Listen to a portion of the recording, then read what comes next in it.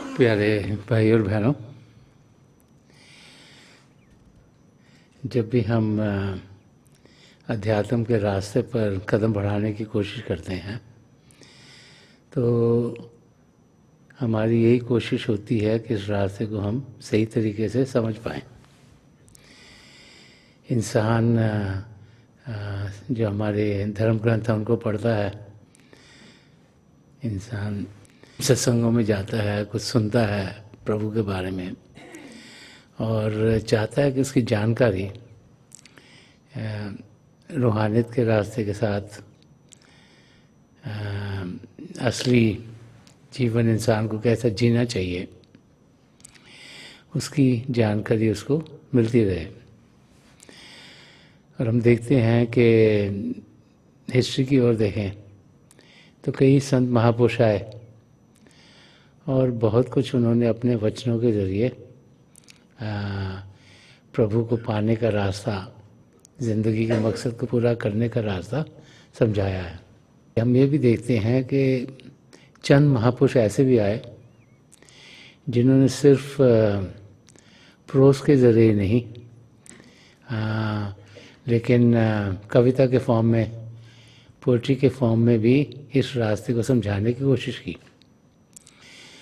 और वो महापुरुष जिन्होंने कविताओं का, गज़लों का सहारा लिया, वो फिर चंद लफ्ज़ों में ही बहुत कुछ हमें समझाते चले आए।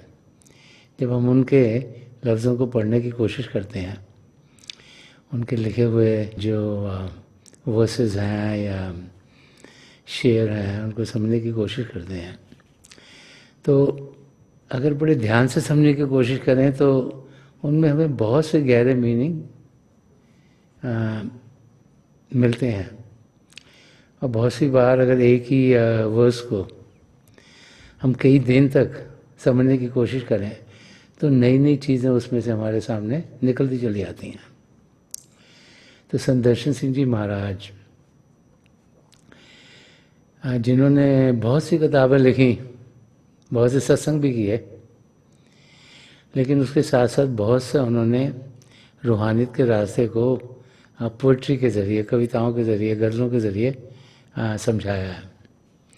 और जब उनके लिखे हुए लफ्ज़ों को पढ़ने की कोशिश करते हैं, स्पेशली जो उन्होंने पोइट्री लिखी है, तो हम देखते हैं कि हमारे सामने रूहानियत का रास्ता बड़े आराम से खुलना शुरू हो जाता है।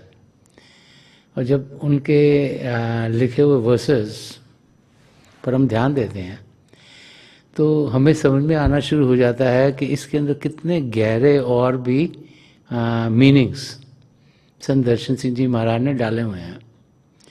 तो मैं आज एक उनका शेर जो संत दर्शन सिंह जी महाराज ने लिखा है समझाने के लिए कि ये जो सृष्टि है इसमें अलग अलग किस्म के जीव जीते हैं, तो उनका रिश्ता नाता क्या है।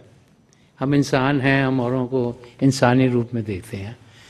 हम देखते हैं कि इंसान अलग अलग देशों में बड़े हुए हैं, अलग अलग धर्मों को मानते हैं, अलग अलग भाषाएं बोलते हैं, अलग अलग उनके समझ है और अलग अलग किस्म के कपड़े पहनते हैं। और ये तो सिर्फ इंसान ही है, उसके साथ साथ जैसे इंसान बड़ा होता है उसकी समझ में आना शुरू हो जाता है कितने यहाँ जानवर हैं, कितने किस्म के परिंदे हैं। अगर आप समुंदर की ओर जाओ तो कितने किस्म की मछलियाँ, तरह तरह की मछलियाँ। जब हम बाग बगीचे में जाते कितने किस्म के फूल हैं, कितने किस्म के पेड़ हैं, कितने किस्म के फल हैं। तो इंसान सोचना शुरू होता है कि ये सब है क्या, इसका रिश्ता नाता क्या है, ये जो सृष्टि प्रभु ने रची हुई है, हाँ ये है क्या। और जब उसको समझने की कोशिश करते हैं तो जब बाहर से हम सबको देख रहे होते तो हमें हर एक चीज़ अलग अलग अलग दिखती है। जानवर इंसानों से अलग, परिंदे जानवरों से अलग, मछलियाँ परिंदों से अलग, पेड़ पौधे मछलियों से अलग, परिंदों से अलग, इंसानों से अलग, हर चीज़ अलग अलग लगती है। और जब ऐसे लगता है तो बहुत से लोग इस दुनिया में फिर सोचते हैं कि क्योंकि हम सबसे अलग हैं तो हमें सबसे बेहतर होना चाहिए। और इस दुनिया की ओर अगर हम ध्यान दें तो हमें बचपन से ही यही सिखाया जाता है कि हम एक्सेल करें, औरों से बेहतर हों। हर एक बच्चे को उसके माँ बाप यही कहते हैं तुम क्लास में फर्स्ट आना, चाहे क्लास में 20 बच्चे हों, 40 बच्चे हों, 60 बच्चे हों। तो बच्चों के अंदर शुरू से हम डाल देते हैं कि जितने भी और हैं जिनको तुम अपने जैसा समझते हो, कि बच्चे उस उम्र के इकट्ठे पढ़ने को जाते हैं, कि हमें सबसे अलग होना है, हमने सबसे बेहतर होना है। और उस प्रोसेस में हम सबके अंदर ये भाव आ गए हैं कि मैं औरों से अलग हूँ। और जब ये भाव इंसान के अंदर आ जाता है कि मैं औरों से अलग हूँ, तो फिर वो कोशिश करता है कि अपने लिए चीज़ें ज़्यादा करे, औरों के लिए उसको फिक्र नहीं रहती। उसको लगता है मेरे लिए चीज़ें सब अच्छी हों। और हम जिसे डुअलिटी कहा गया है, एक और दो, उसमें बिलीव करना शुरू कर देते हैं। क्योंकि हमें शुरू से यही सिखाया जाता है कि तुम सबसे अलग हो, तुम्हें सबसे बेहतर होना है, तुमने सबसे अच्छा बनना है, तुमने कमाना सबसे ज़्यादा है, तुमने ज़िंदगी में ऐसे काम करने हैं कि लोग तुम्हें बहुत समझें। तो जो हमारा सारा पैटर्न है सोचने का, कुछ करने का, कुछ बोलने का, वो इस पर ही निर्भर हो गया। तो संत महापुरुष जब भी इस धरती पर आते हैं वो हमें असलियत क्या है उसको समझाते हैं। वो बताते हैं कि अगर हम मन इंद्रियों के घाट पर ही जीते रहे तो जो असलियत है, जो हमें समझनी चाहिए, जिसे समझने के लिए प्रभु ने हमें ये रूप दिया है, उसकी जानकारी के बगैर ही हम इस धरती से चल बसेंगे। वो समझाते हैं कि एक सुनहरा मौका है जिसे हमें गंवाना नहीं। और महापुरुष जब भी इस धरती पर आते हैं बार बार बार वो हमें यही समझाते हैं कि एक पिता एकस के अंबार है, कि एक ही पिता परमेश्वर है जिसने सृष्टि रची। हम सब उसी के परिवार के संतान हैं, चाहे हम इंसानी रूप में हों, चाहे जानवर के रूप में हों, चाहे किसी और रूप में हों, लेकिन हम सब उसी परिवार के सदस्य हैं। अब ये सुनने में तो इंसान सुन लेता है लेकिन इसका अनुभव करता नहीं, क्योंकि इंसान यही सोचता रहता है कि मैं सबसे अलग हूँ, मुझे सबसे बेहतर होना है। आप घरों में देखते रहो और सोसाइटीज़ में भी देखो, हर एक को लगता है शायद मेरे को तकलीफ़ें हो गई, औरों का काम अच्छा हो गया, और उसी मोड में हम पूरी ज़िंदगी को गुजार देते हैं। लेकिन महापुरुष जब भी आते हैं तो वो हमें समझाते हैं कि हर एक कण कण में प्रभु बस रहे हैं और हम उनका रूप हर एक कण में देख सकते हैं।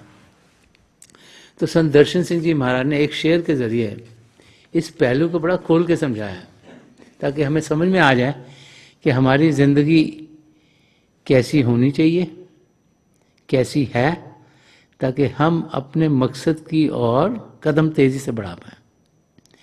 तो संत दर्शन सिंह जी यहाँ फरमा रहे हैं कि हर एक ज़र्रा सहरा है आईना खाना, हजूम में जलवा से हैरान है तेरे दीवाने। कि हर एक ज़र्रा सहरा है आईना खाना। संत दर्शन सिंह जी महाराज समझा रहे हैं कि जो हर एक पार्टिकल है, जो हर एक इंसान है, जो हर एक जानवर है, जो हर एक परिंदा है, जो हर एक पानी में तैरने वाले जो मछलियाँ हैं, हर एक पौधा है, फल हैं, फूल हैं, और जो भी छोटा से छोटा कण है, वो एक आईना खाना। आईना खाना का मतलब कि हाउस ऑफ मिरर्स, कि जो शीशा है उसका वो एक घर है। और आप में से कई जब हम जब छोटे थे तो बहुत बारी वो जो हाउस ऑफ मिरर्स में जाते थे तो वहाँ पर जाओ तो अलग अलग रिफ्लेक्शन दिखती हैं। कोई यहाँ से रिफ्लेक्शन दिख रही है, कोई यहाँ से दिख रही है, कोई यहाँ से दिख रही है, कोई यहाँ से दिख रही है। तो फरमा रहे हैं कि हजूम में जलवा से हैरान है तेरे दीवाने, कि जो इतनी ये रिफ्लेक्शंस हैं, ये किसकी रिफ्लेक्शंस हैं? कि पिता परमेश्वर की हैं, कि हर एक जीव में प्रभु बस रहे हैं। और जब हम किसी को देखते हैं भारी रूप से, चाहे हमें अलग दिखाई दें, जब हमारी अंदरूनी आँख खुल जाती है, जब हम रूहानियत के रास्ते को समझ पाते हैं, जब हम अध्यात्म के रास्ते पर चल रहे होते हैं, जब ये शिव नेत्रा, ये दर्शन द्वार खुलता है, तो फिर जब हम किसी को देखते हैं तो वहाँ पर हमें प्रभु के रूप के दर्शन होते हैं। और जिसको प्रभु के दर्शन होंगे वो तो इंसान खुशियों से भरपूर होगा। उसकी ज़िंदगी में ना कोई दुख है, ना कोई तकलीफ़ है, और उसका ज़िंदगी प्यार से भरपूर है, खुशियों से भरपूर है। और उसके कदम इस ज़िंदगी में से ऐसे गुजरते हैं जिस अवस्था को बहुत संत महापुरुषों ने जुनून की अवस्था कही है। जुनून की अवस्था वो है जिसमें इंसान खुशी से भरपूर है, उसको किसी चीज़ का फिक्र फाका नहीं। उसे मालूम है कि वो अपने जो उसके महबूब है, जो पिता परमेश्वर है, उसके अंग संग है। तो इंसान को मालूम है कि वो प्रभु के अंग संग है, और जब प्रभु के अंग संग होगा तो खुशियों से भरपूर होगा। प्रभु के आसपास ना कोई तकलीफ हो सकती है, ना कोई दर्द हो सकता है, ना कोई दुख हो सकता है।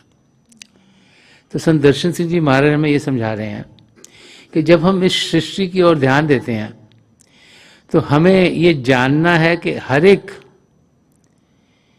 जीव के अंदर प्रभु बस रहे हैं। हमें जानना है कि हर एक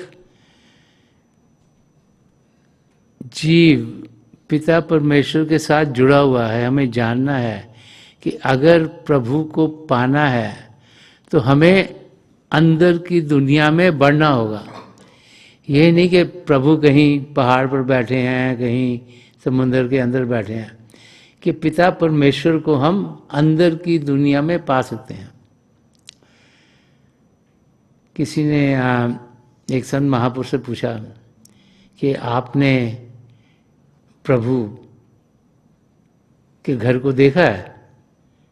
तो आप तो बहुत पहुँचे हुए हो। तो उनका हाँ, मैंने प्रभु के घर को देखा है। तो उनका हमें क्या आप प्रभु के घर को दिखा सकते हो कैसा है? तो कहा हाँ, मैं आपको दिखा सकता हूँ। तो उनका बताओ प्रभु का घर कैसा है? तो उन्होंने बताना शुरू कर दिया। जैसे इंसान का शरीर होता है, तो शरीर, हाथ, पाँव, सिर, जो बता रहे थे उस आदमी ने कहा ये तो आप तो इंसान के को खाली एक्सप्लेन कर रहे हो। तो उस महापुरुष ने ये समझाया कि प्रभु इस आकार के अंदर जी रहे हैं कि जो हमें ताकत दे रही है, जो हमें ज़िंदगी दे रही है, जो हमारी जान है, वो हमारी आत्मा है, वो परमात्मा का अंश है। और वही हमारा असली रूप है। जब वो एक आकार में होती है तो वो आकार चलना फिरना शुरू कर देता है। जब वो दूसरे आकार में होती है तो दूसरा आकार चलना फिरना शुरू कर देता है। और उन संत महापुरुष ने ये भी समझाया कि ज़िंदगी का मकसद है कि उस आत्मा का अनुभव करना, और फिर परमात्मा जो कि इस शरीर में बस रहे हैं उनके साथ उस आत्मा का जोड़ करना, मेल मिलाप करना, ताकि वो मकसद जिसके लिए हम इस धरती पर आए हैं वो पूरा हो जाए। जो इंसानी चोला है, इसको roof and crown of all creation कहा गया है, कि जितने भी 84 लाख जियाजून हैं उसमें से सबसे उत्तम है, क्योंकि इस चोले में प्रभु ने वो सब दिया है जो हमें चाहिए अपने आप को जानने के लिए और पिता परमेश्वर को पाने के लिए। तो जब इंसान को ये समझ में आती है कि हम सब एक ही हैं, और ये भी समझ में आ जाती है कि जो शरीर हमको दिया गया है, जो हमारे साथ चीज़ें हो रही हैं, वो हमारे पिछले कर्मों के लिहाज से हैं। हमने क्या सोचा, हमने क्या बोला, हमने क्या कार्य करा, उसके लिहाज पे जो 75% हमारी ज़िंदगी है वो चलती है। तो फिर इंसान को ये समझ में आना शुरू होता है कि जो हमारी ज़िंदगी में हो रहा है अगर उसमें से 75% पहले से हो रहा है और 25% हमें फ्री विल दी गई है, तो हम जो पीछे का हो गया उसको तो कुछ कर नहीं सकते। जब अपने पिछले जन्म में कुछ सोचा, कुछ बोले, कुछ कार्य करे। कई बार ज़िंदगी में हम देखते हैं कि एकदम से तकलीफ़ आ जाती है, समझ में नहीं आता क्यों आ गई। ये भी दिन देखते कई बार खुशी के मौके आ जाते हैं जब हमने कुछ किया नहीं होता, एकदम से हमें कुछ ना कुछ रिवॉर्ड सा मिल जाता है। तो वे हमारे कर्म हैं जो पहले से आ रहे हैं, उनको हम बदल नहीं सकते, लेकिन जो अगले हमने कर्म बनाने हैं उनका तो हम ख्याल कर सकते हैं। तो एक वाक्य है जो दर्शाता है कि हम लोग जीते कैसे हैं। ये ज़्यादा दर्शाता है कि हम लोगों की ज़िंदगी कैसी चल रही है। तो एक कारपेंटर था, तो कारपेंटर एक कंस्ट्रक्शन की जो कंपनी थी उसमें काम करता था। जो कंस्ट्रक्शन कंपनी का जो प्रेसिडेंट था उसे बहुत प्यार करता था, क्योंकि ये जो कारपेंटर था ये बहुत अच्छा था, बड़ी अच्छी तरीके से काम करता था, सारी चीज़ें आराम से करता था। और जैसे मकान बनाता था तो मकान सारे उसके एकदम टिप टॉप होते थे। तो जब भी कोई कंपनी वाला किसी को पहले रखता है, पहले उसको चेक करता है कैसा कर रहा है, कैसा कर रहा है। आफ्टर वाइल वो जब भी कोई मकान बनाने होते थे, इस कारपेंटर को जो भी जॉब दिया जाता था, तो जो ओनर था, जो प्रेसिडेंट था कंपनी का, वो उसको मालूम हो गया था कि ये अच्छा काम करेगा, वो फिर रोज़ आके चेक नहीं करा करता था उसको। तो कई साल गुजर गए, इस कारपेंटर की उम्र भी थोड़ी बड़ी। तो एक दिन उसने सोचा कि अब मैं रिटायर हूँ। तो वो जो ओनर था कंपनी का उसके पास गया, उसको कहा कि अब मैं चाह रहा हूँ कि मैं रिटायर हो जाऊँ और मैं चाह रहा हूँ मैं अपनी फैमिली के साथ टाइम थोड़ा ज़्यादा स्पेंड करूँ और मैं काम मैं छोड़ दूँ। तो जो कंपनी का ओनर था उसने कहा ठीक है, तुम रिटायर होना तो ठीक है, पर एक मेरा काम कर दो, जाने से पहले एक घर मेरे को और बनवाना है, वो तू बना दे। अब क्योंकि कारपेंटर ने सोचा था कि मैं रिटायर हो रहा हूँ, उसका दिल नहीं था घर बनाने में, लेकिन वो ओनर को ना नहीं कर सका। तो उसने कहा ठीक है। तो उसने जब घर बनाना शुरू करा, उसका दिल बनाने में नहीं था, तो उसने घर बनाने में कुछ शौक नहीं दिखाया। जो लकड़ियाँ लेनी थी, नहीं तो वो पहले बहुत अच्छी लकड़ी लेता था, कई बार उसके लिए वेट करना पड़ता है, तो उसको लकड़ी जो अच्छी जिसकी लगा, टाइम ज़्यादा लगा, उसने कहा जो भी मार्केट में उठा के ले आओ उसको लगा दो। अब जब आप घर बनाओ तो लकड़ियाँ जब होती हैं तो उनको नेल्स लगानी पड़ती हैं, कीलें लगानी पड़ती हैं, और वो भी कहाँ कहाँ लगाओ, कैसे लगाओ। तो उसने जितना लेट्स से अगर किसी जगह पे 10 लगाने, उसने कहा 5 से गुजारा कर लो कि जल्दी काम होगा। और उसने ऐसे करके, जैसे विंडोज़ अगर लेनी है तो जबकि कहानी तब भी शायद एनर्जी एफिशिएंट विंडो मिलती होंगी, तो एनर्जी एफिशिएंट विंडो लेने की जगह है, बजाय वो वैसी जो भी उसको मिली मार्केट में ले आया, खिड़कियाँ वो भी लगा दी उसने, दरवाजे भी तो उसको जो भी बाजार में मिला उठा के ले आया, दरवाजे भी वो भी उसने लगा दिए। और उसने घर अपनी तरह से कहा जल्दी जल्दी बनाऊँ ताकि मैं रिटायर हो जाऊँगा। जो ओनर था, क्योंकि उसको इतना विश्वास था कि घर एकदम बढ़िया बनाता है ये, उसने ध्यान नहीं दिया कि क्या कर रहा है। तो जब घर बन गया तो कारपेंटर ने ओनर को बुलाया कि जी हाँ घर बन गया, मैं रिटायर हो जा सकता हूँ। तो ओनर ने कहा हाँ मुझे तो बड़ी खुशी है तुम रिटायर हो रहे हो, और ये लो चाबी है, घर तुम्हारा है। तो तुमने इतने साल काम करा है, तो मैं चाह रहा था कि तुमको अच्छा सा घर मिल जाए ताकि तुम आराम से रहो, मुझे पता है तुमने बहुत अच्छा घर बनाया होगा। अब अंदर से उसको शर्म आनी शुरू हो गई, उसको लगा ओहो ये क्या हो गया। तो ऐसे ही हम लोग भी ऐसे करते हैं, हमें समझ भी आ जाए कि ज़िंदगी का मकसद क्या है तो हम करते क्या हैं। हमको सबको पता है कि प्रभु को पाना है तो भजन अभ्यास करना होगा, अंदर की दुनिया में जाना होगा, लेकिन कितने लोग हैं जो जाते हैं। हम रोज़ाना सोते नहीं ये ज़्यादा चीज़ें ज़रूरी है, ये जो मैसेजेस आ रहे हैं इनका जवाब देना बड़ा ज़रूरी है, और 90% यूजलेस होते हैं, इसका कोई फ़र्क ही नहीं पड़ता। लेकिन हमें लगता है सवेरे उठते सबसे पहले फ़ोन को देते हैं, यार किसका आया मैसेज, फटाफट जवाब दें। और इन द प्रोसेस ये तो एक है, और इतनी दुनिया की चीज़ों में इंसान फंसा रहता है कि मालूम है कि जो कुछ भी यहाँ करेंगे यहीं रह जाएगा। पैसा कमाने के लिए इतनी भागदौड़ इंसान करता है, कुछ पैसा जाता नहीं उसके साथ, बच्चे बाद में लड़ाई झगड़ा करते हैं। इसको ज़्यादा दे दिया, मुझे कम मिला। सबकी फैमिली में वही हिसाब किताब है। और जब अपनी ज़िंदगी को देखते हैं तो हमें कुछ सीखना चाहिए। महापुरुष बार बार हमें समझाते हैं कि ये मौका जो हमें मिला है इंसानी चोले में होने का, ये एक सुनहरा मौका है। अगर आप ये सोच लो कि जितनी, वो कहते हैं 84 लाख जिया जून है, अगर हर में से जाना पड़े, हर एक जून में से जाना पड़े, उसके बाद फिर मौका मिले इंसानी चोले में आने का, तो आप सोच सकते हो कि कितने लाखों करोड़ों साल लग जाएंगे, तभी हम इस अवस्था में पहुंच सकेंगे। तो हमें ये जानना है कि जो मौका में मिला इसका फ़ायदा उठाएं पूरी तरीके से। जो 75% हमने गड़बड़ की थी, नहीं की थी, वो तो कुछ बदल नहीं सकते, तो हो गया जो हो गया, वो ज़िंदगी में होगा हमारे साथ। अभी 25% हमारे पास फीवर है कि जो आगे के लिए तो हम बेहतर करें। अगर उसमें हम भजन अभ्यास करेंगे, अपनी आत्मा का मिलाप परमात्मा से कराएंगे, उनसे एक में होंगे, तो फिर 84 लाख जिया जून से छुटकारा पा सकते हैं। और उसमें अगर हमने प्रभु की ओर ध्यान नहीं किया, दुनिया की चीज़ों में लगे रहे, तो फिर से 84 लाख जिया जून में हमारी आत्मा बढ़नी शुरू हो जाएगी। तो संत दर्शन सिंह जी महाराज इस शेर के जरिए हमें खोल खोल के समझा रहे हैं कि पिता परमेश्वर को हम अपने भीतर जान सकते हैं। दुनिया में जब जीते हैं तो सब रूप प्रभु के हैं। जैसे हाउस ऑफ मिरर में जाते हैं, जैसे आईना काना कहा गया, तो वहाँ अलग अलग रूप हमें अपने दिखाई देते हैं। ऐसे ही वो कह रहे हैं कि हर एक चीज़ में प्रभु के हमें रिफ्लेक्शंस दिख रहे हैं।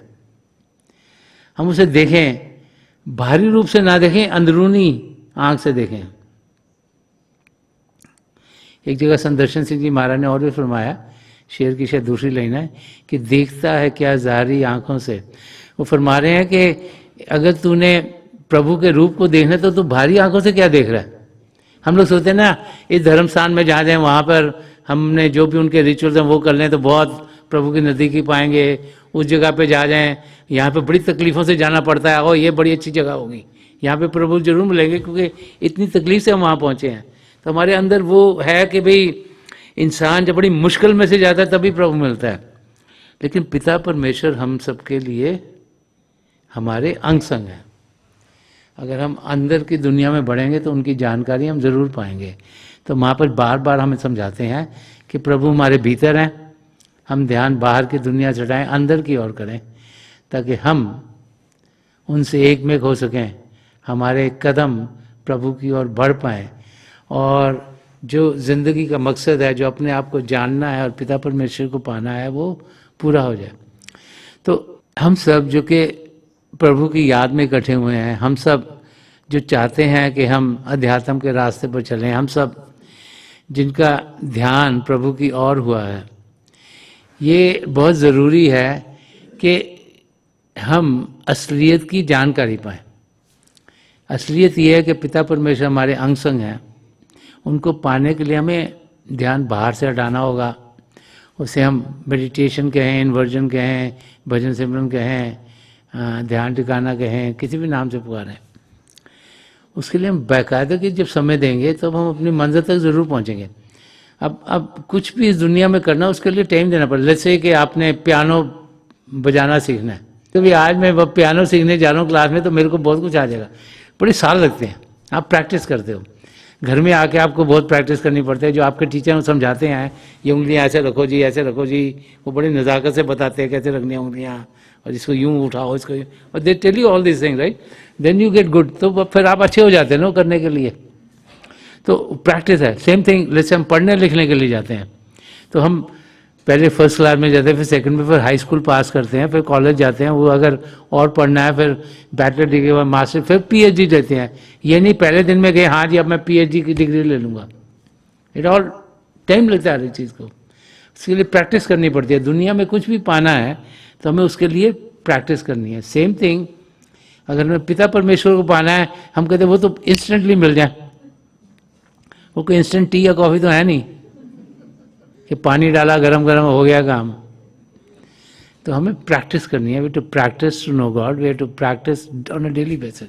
हर रोज़ बाकायदगी समय निकालना है ताकि हम जो प्रभु के नज़ारे हैं उनको देखें, उनको जानें, उसमें खुशी अनुभव करें, आनंद की अवस्था में पहुँचें। इसीलिए यहाँ समझाया गया है कि हजूम में जलवा से हैरान है तेरे दीवाने कि आपका जो जलवा है, जो आपकी ये मैनिफेस्टेशंस हैं, इसका हजूम जैसे इसका जैसे बहुत बड़ा, जैसे बहुत सारी ये मैनिफेस्टेशन इकट्ठी हुई हैं, वो इतनी खूबसूरत हैं कि जो आपको प्यार करने वाले हैं, क्योंकि हर एक धर्म ग्रंथ कहता है कि जिन्होंने प्यार किया उन्होंने प्रभु को पाया, कि वो आपके इस खूबसूरती में, इतनी मैनिफेस्टेशन में खुशी से भरपूर हो जाते हैं। तो जब हम अंदर की दुनिया में बढ़ते हैं तो अंदर की दुनिया प्रेम की दुनिया, अंदर के नज़ारे हमें खुशियों से भरपूर कर देते हैं, अंदर के नज़ारे हमें मस्त अवस्था में पहुंचा देते हैं। अंदर के नज़ारे जो ज़्यादा पता है वही जुनून की अवस्था पा सकता है। जुनून की अवस्था पढ़ लिख के नहीं आ सकती, कोई स्क्रिप्चर्स पढ़ के नहीं आ सकती, कुछ और महापुरुषों के वचन पढ़ के नहीं आ सकते। जुनून की अवस्था अगर पानी है तो अनुभव से आएगी।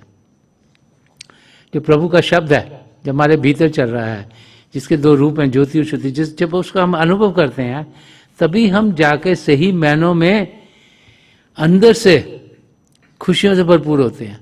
तो उस स्टेज की वो बात कर रहे हैं संत दर्शन सिंह जी महाराज कि हम सब अंदर की दुनिया में बढ़ेंगे तभी खुशियों से भरपूर होंगे, तभी प्रभु के दीवाने होंगे, तभी उनके प्रेम का अनुभव करेंगे। और जिसने प्रभु का प्रेम पा लिया वो अपनी मंजिल तक पहुंच गया। बार बार बार हर एक धर्म ग्रंथ यही समझाता है कि प्रेम करेंगे तभी प्रभु को पाएंगे, क्योंकि प्रभु प्रेम के महासागर हैं।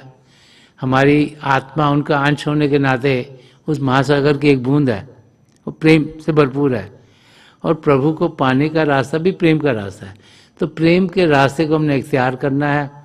और प्रभु का प्रेम बाहर कहीं से मिलेगा नहीं, अंदर की दुनिया में बढ़ेंगे, उनकी नज़दीकी पाएंगे, तभी अपनी मंजिल तक पहुंच सकेंगे। और अंदर की दुनिया में बढ़ने के लिए हम अभ्यास करते हैं, हम भजन सिमरन करते हैं, ध्यान बाहर से हटाते हैं।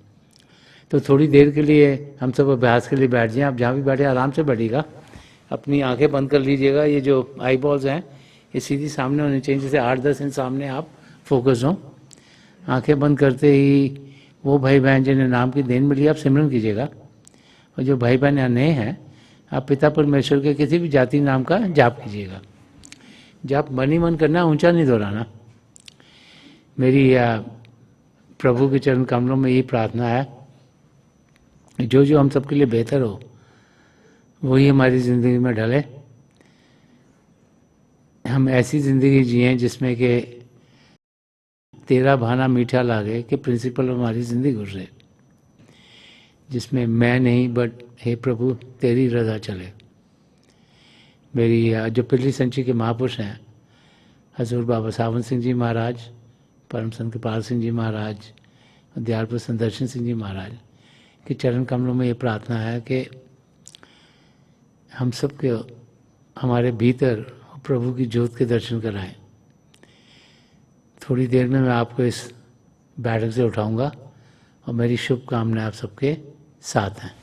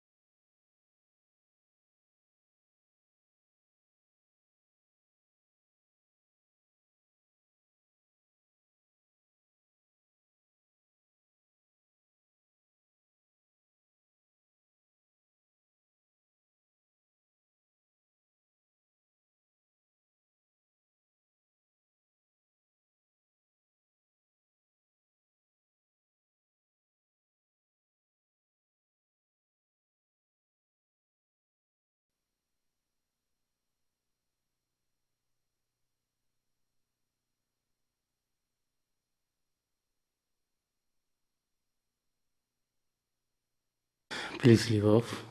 हाँ, छोड़ दीजिए जी। जब भी हम अभ्यास करने के लिए बैठते हैं तो हमें अलार्म नहीं लगाना चाहिए, क्योंकि अलार्म ना दुनिया के टाइम से डिपेंडेंट है।